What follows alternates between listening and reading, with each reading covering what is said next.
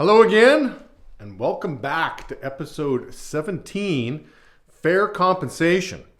So this is a follow-up really from episode 16. Episode 16, we were talking about the seeds of an entrepreneur. And I couldn't help but think of this, and maybe it's because I've just done an extraordinary amount of preliminary interviews.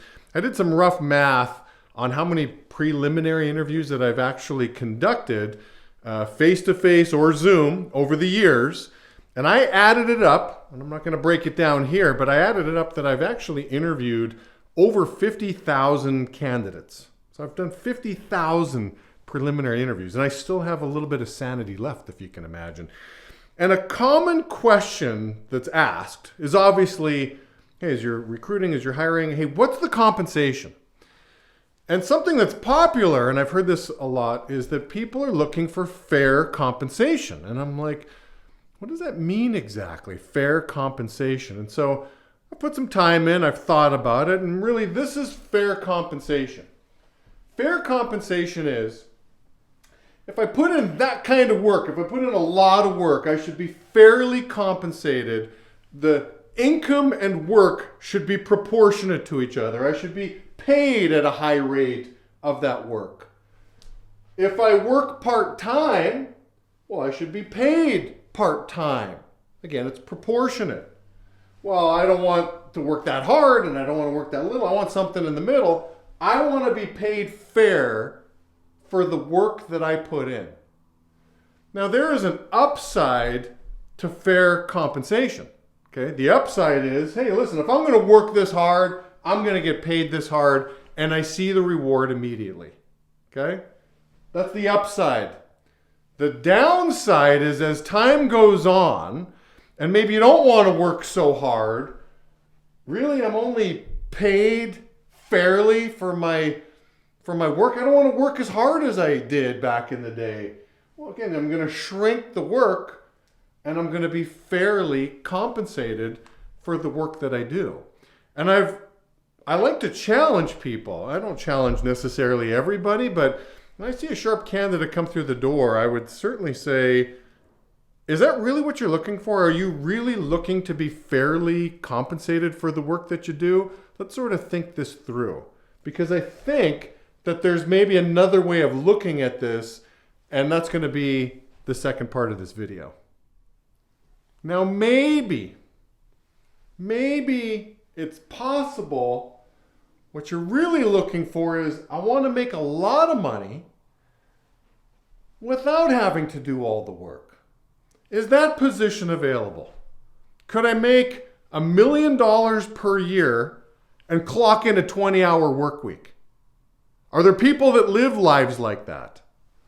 The short answer to that is yes. I mean, there are people that live lives like that. Well, how do I get that job? How do I make an extraordinary amount of money, or maybe even another way to look at it, how do I put in the work where the cash register is still open? You keep getting paid and paid and paid, whether that's a residual income or whether that's passive income. But yeah, maybe that is what I'm looking for versus quote unquote fair compensation. In my little analysis of life, right?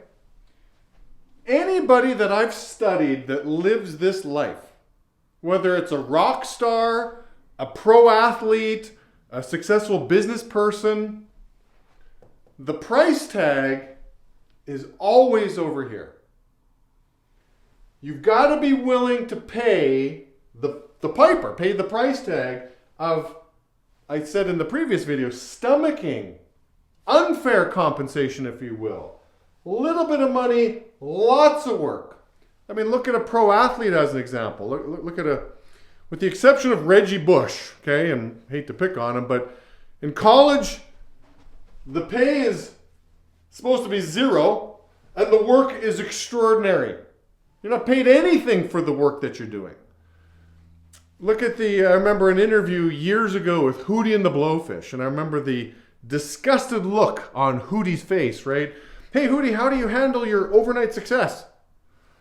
And he says, again, with this disgusted look on his face, there's been a 9-year overnight success playing from club to club to club, traveling around the country in a van, making no money. Like, it was 9 years of little bit of pay, lots of work. Again, you can just study any of them. Anybody that's got this life, like maybe the question is this the life that you want? Well, yeah, I mean, it was for me. You have to be willing to play over here. Okay, you've got to be willing to play. Again, just do your own analysis. Do you know anybody that can say, well, you know what, Jamie, year one of my business, okay, started my own shoe store. Listen, I made $1 million my first year in business, and I don't ever remember working more than 30 hours a week. I have never met that person. I would challenge anybody watching this video. You have not met this person. Nobody lives over here without having to pay this first. So I've got 3 tips for you on how to handle this, how to mentally handle this on the road to living the life that you want. And number 1 would be logic. Let's just start with the logic. I know that the only people really watching this video are young people. I mean, isn't it when you're young that you've got the time and the energy to put into this? That's the logic. Imagine as you get older and older and older, you got to work harder and harder and harder, man. Nobody wants that. As I said earlier, I've interviewed over 50,000 people. It's depressing. Interviewing older folks coming in for an entry-level position, and I can't tell you how many that I've done where I'm just like, man, I don't want to be in that spot. I don't want to be the guy who's 50 looking to start over. I don't want to be the guy 60 looking to start over. I remember years ago running an office in Burbank, I saw out of the front window an old lady crossing the street with a walker. And I'm like, oh gee, it's a busy street. It's on Olive Avenue. Let me go over there, be the good Boy Scout that I am, and help this old lady cross the street. So I go over there, helped her out. Oh, thank you, young man. And I'm walking her and I'm stopping traffic, doing my thing. And then she followed me into the office, and I'm thinking, oh, she wants to follow me in to say thank you and say some kind words. But no, she came in and filled out an application to work there. She was coming to my office to fill out an application. Again, in a walker, an older lady. So again, just that thought, that call it a fear of loss if you want. I don't want that to happen. So isn't it logical to put in the time now when you're youthful, when you've got the energy? I mean, that made sense to me. I'd rather do it now than do it later. Second piece, and this is something Gary Vee says all the time. He says the number 1 challenge for today's Gen Zs and millennials is a lack of patience. He thinks that's the biggest obstacle. Because everybody wants success to happen now. Hey, heck, if Mark Zuckerberg could become a billionaire at the age of 20, like, why can't I? I mean, listen, there is only one Mark Zuckerberg. Normally, success and financial independence comes from years and years of fine-tuning your craft. So he says your biggest challenge is patience. I tell my kids all the time, hey, listen, you better not pray for patience. That's the one thing to never pray for, because you know what? God will give it to you. He'll give you patience, so you don't have to ask him for it. So don't pray for patience. I mean, that's just something you have to understand, and you've got to be patient in the process. And then the last tip I have for you is just confidence and faith you're on the right track. I remember a day distinctly where I knew I was going to make it. I didn't have many of these, but there was one day in particular I remember where I'm like, you know what, I'm going to make it. I'm actually going to become an owner. I'm going to become a business owner, an entrepreneur, run my own business. And it came from this. I had a horrible day in the field. The sales were limited. The income was low. It was just not an overly productive day.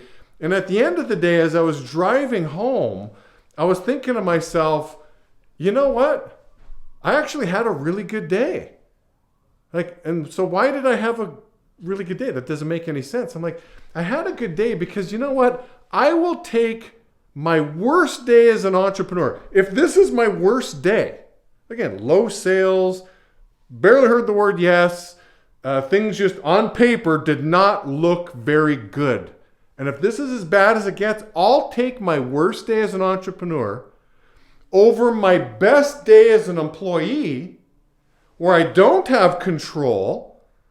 I will be fairly compensated again as an employee. I'll take my worst day as an entrepreneur over my best day as an employee any day of the week. And that's kind of where I'm like a little light bulb when I'm like, man, I'm going to make it. I think I get it.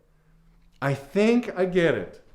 I can stomach this world because I've got the faith and confidence knowing that at least I'm on the right track to getting the life that I want, where I've got that freedom of time and money. So those are my thoughts for you today on fair compensation. I hope you guys enjoyed, and I'll talk to you soon.